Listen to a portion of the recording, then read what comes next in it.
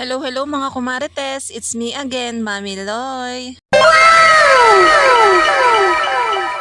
Ang agenda natin mga kumarites for today's vlog ay pupunta tayo sa bahay ng ating classmate. Dinaanan na nga lang pala ako sa bahay nitong ating si kumarites Pat. Dahil ang aking darling nga ay may trabaho. At ayan na, andito na nga tayo sa bahay ni Madam Chay. Kita nyo naman at napakabongga ng bahay. Ano nga bang meron? Bakit nga ba kami naandito? Para sa pagkakaalam nyo nga pala mga kumarites, sila nga pala ay mga kaklase ko nung high school. At kayayaan nga kaming mag-girls bonding. Yung no boys allowed kaya naman walang lalaki dito. Syempre magkakaroon nga kami ng heart to heart talk, babae sa babae, ganun. Ang hirap naman kasi magtsikahan lalo na kapag may mga lalaki. So ayan, kanya-kanya nga kami ng dala at ang dala ko nga ay fries, kikiam at fishball. Si Pat naman ay may dalang coke at naandito na nga tayo sa kusina ni Madam Chay. Madam, ba't ang ganda mo? Huy! Si Madam Chay naman ay nagluluto ng ating pang carbonara. Ewan ko ba ba't kami nagkayayaan ng mga ito? So, sobrang tagal nga naming hindi nagpangipangita at pagka nga napunta kami sa ospital ay saglit lang ay kulang na kulang naman ang oras namin. At syempre lumabas nga muna ako at nakiusyoso nga muna ako dito sa labas ng bahay nila Madam. O diba, ang gaganda ng bahay dito. Sabi nga namin sa mga Amber na girls kung sino yung mga available ay kung gustong sumama. Yun nga lang ay mga busy ata sila kaya lilima lang kami babae ngayon. Aantayin pa nga natin si Kumaring Pao at saka si Kumaring Arian. Nakakatuwa naman itong aso ni na Madam Chay dahil nga hindi nangingilala sa ibang tao at hindi man lang bumabatok. Maya-maya nga si Kumaring Pao ay naandito na nga at hinatid nga ni Paring Jer. Sorry na Paring Jer, bawal ka muna dito.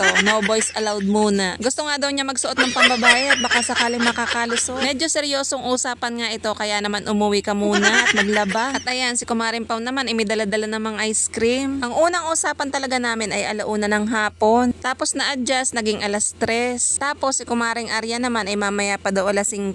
Kita nyo naman itong aso ni Miss Chay, talaga namang napaka-cute. Natutuwa lang ako sa mga ganito pero hindi nga ako mahilig sa aso. Unang-una, mas mahal pang ang alagaan ito kaysa sa tao. Minin nyo, napakamahal ng maintenance ng mga yan. Isa pa nga ay ayoko nga magdakot ng pupo. Ayan, tuwa lang akong hawak-hawakan sila. Himas-himasin, ganon. Hoy, ibang himas naman ata yung gusto mo eh. Sanay lang kasi ako sa himas ng akin darling. Hoy, sabi na eh, ibang himas yung gusto mo eh. At dahil dyan, uusyosohin muna natin itong bahay ni Miss Chay dahil nga tayo ay pumarites. Hindi pa nga pala to tapos at ginagawa pa. Parang extension ata yung ginagawa dito sa gilid. At naandito naman tayo sa kanilang dirty kitchen. Wow, sana all may dirty kitchen. Sana sa susunod yung ating mga girls na Amber ay makijoin din. Sarap din kasi yung ganitong nagbabanding tayo dahil nakakatanggal din ng stress. At dahil dyan, pinatikim tayo ni Miss Chay ng kanyang coffee na galing pang buskalan. Alam nyo naman na coffee lover si Mami Loy nyo. At tapos na rin lutuin itong special carbonara ni Miss Chay. Amoy pa nga lang masarap na. Pero tayo nga ay magkakape muna at aantayin na muna natin si Kumaring Arian bago nga tayo kumain. Kami naman ay mga busog pa pero sigurado mamaya ay magugutom tayo sa chismisan. Ay, wag ka, pati aring asong aring makikimarites din yan mamaya.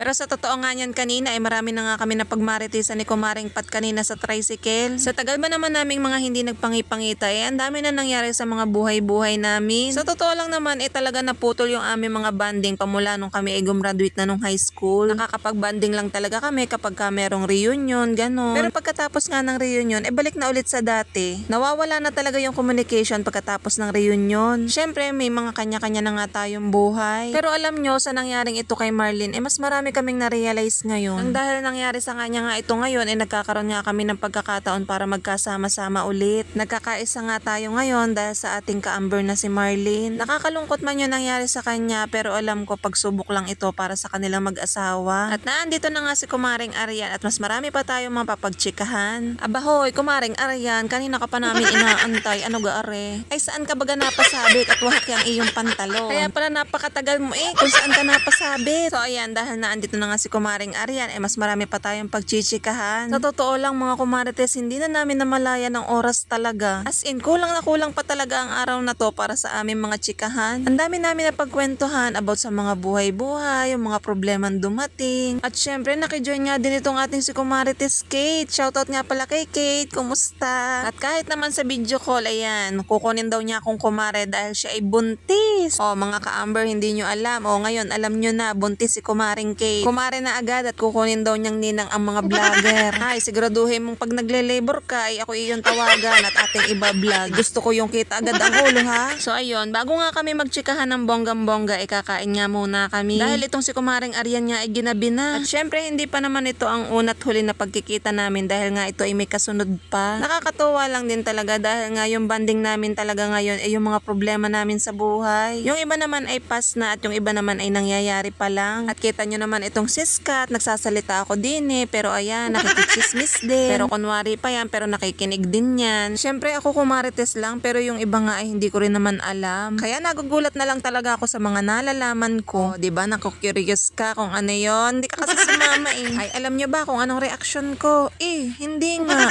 Totoo? Ala, hindi ko alam. Yan kasi, 2 reunion na nga ako na hindi naka-attend. Kaya naman, ayan, si Kumarites nga, walang kaalam-alam. Pero sa totoo lang mga Kumarites ako hindi rin talaga ako pala kaibigan. Kasi nga alam nyo na, introvert si Mami Loy nyo. Piling-pili lang din yung mga kaibigan na pinipili ko. Huy, ano yun? Kagaya kasi niya na meron tayong mga problema na hindi mo lahat pwedeng sabihan. Dahil hindi lahat pwede mong pagkatiwalaan. Dahil yung iba naman, i-chismis ka lang naman Nakuha lang ng impormasyon para i-chismis ka sa iba. Sanay na nga ako dyan dahil sa company nga, marami din ganyan. Kaya sabi nga namin, yung mga napag-usapan namin amin-amin na nga lang. Oh, di ka bilong, di ka kasi sumama Kaya next time, pagka nga may ganitong banding sumama ka para hindi ka na pag-iwanan sa chismis. Sa totoo lang mga kumarites, ang dami namin napag-usapan. Nang dahil nga kay Marlene, natuto lahat kami magdasal. Sabi ko nga, hindi naman kami ganito talaga dati, pero ngayon nga nagkakasama-sama kami. Tapos yung mga problema nilang hindi naman nila mailabas at sinasarili nila, syempre napapakwento na rin. At least kahit papano yung bigat na nararamdaman natin na ilalabas natin. Tapos ang kwento pa ng iba mala MMK. Yung mga problemang akala natin sa pelikula lang talaga nangyayari, pero sa totoong buhay nangyayari pala talaga. Ang dami namin napag-usapan about sa pamilya, sa mga anak, sa religion, sa sakit, sa mga pinagdaanan namin sa buhay na yung iba nga ay nagkakaroon na nga rin talaga ng anxiety at depression. Sa totoo nga lang yan, sa lahat nga ng sakit, ayan ang ayokong magkaroon ako. Kaya sabi ko nga sa kanila, yung stress ko, pag nade-depress ako, ang ginagawa ko, nagbablog na lang ako para dito ko nga nabubuhos lahat. So ayun, maya-maya nandito na rin si Nep at pinapunta nga namin dito sa bahay ni na Miss Chay. Kanina nga si Kumaring Aryan ang niraragasan nitong siskat. Kanina nga ang trip na trip nitong siskat ay yung paa ni Kumaring Aryan. Ngayon naman itong kamay ni Nep. Ay talaga namang jumbles